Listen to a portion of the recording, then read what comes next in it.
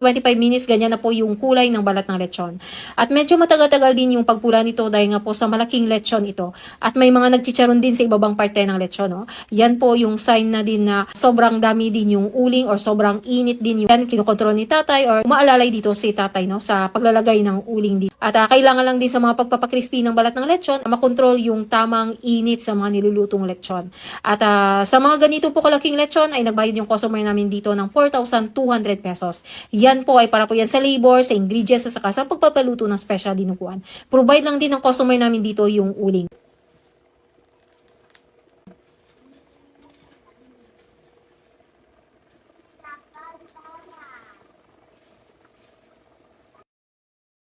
At may nag-message sa akin dito, "Hello ma'am, sana po ma-replyan niyo ako kung tanong ko lang po sana kung bakit lumalambot po yung balat ng lechon namin kahit sobrang lutong ito.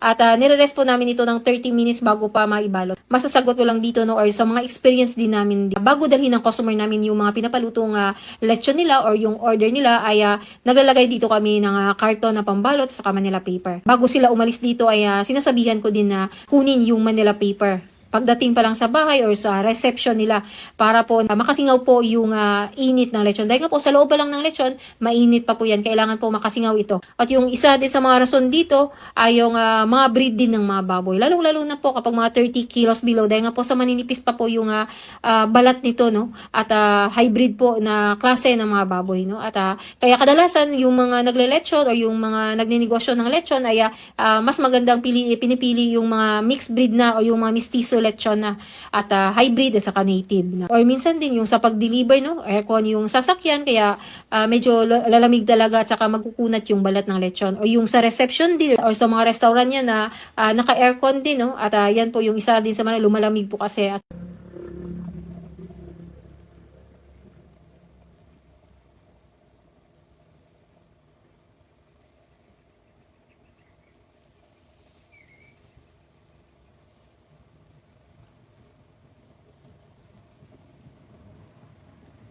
ito po naluto na din namin yung 98 kilos at nandito na din yung customer namin para i-pick up ang kanilang lechon. Ano, akang kami.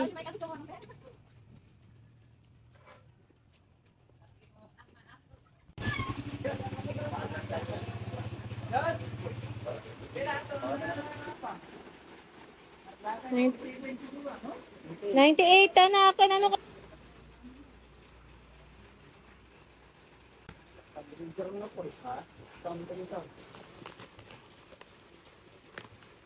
Bunga na dyan?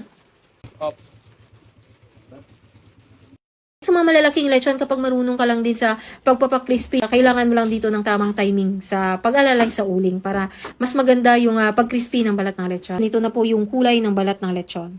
At medyo matagal-tagal din yung pagpula nito dahil nga po sa malaking lechon din ito. At naunang napupula dito yung sa ibabang bahagi. At sa ganito pong boneless lechon, nagbayad yung customer namin dito ng 3,650 pesos. Yan po ay para lang yan sa labor at saka sa ingredients. Yung pagluluto ng boneless lechon ay nag-a-adjust kami niya ng oras. At sa ganitong size ng lechon ay mag-aapat na oras din yung pagluluto nila tatay dito.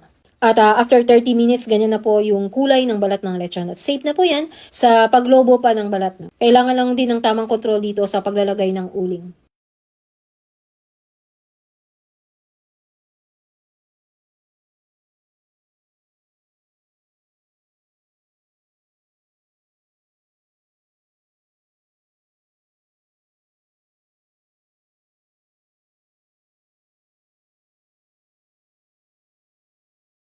Kapag nakikita na po ni tatay na naupos na yung uling ay naka-ready na din po dito yung sa gilid.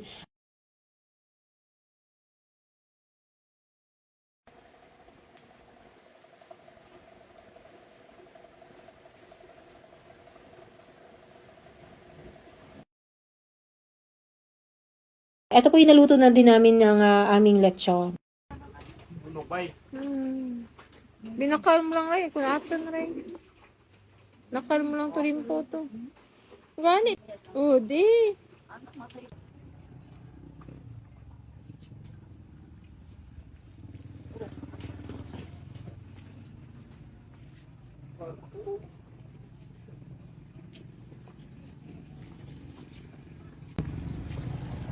Sama ng pantik.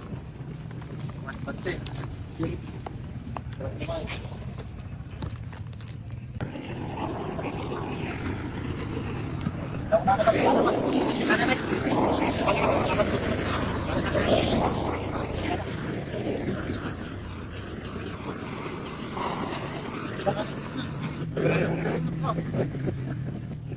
banget, anang selang. Dapat kan, dapat. Di ba?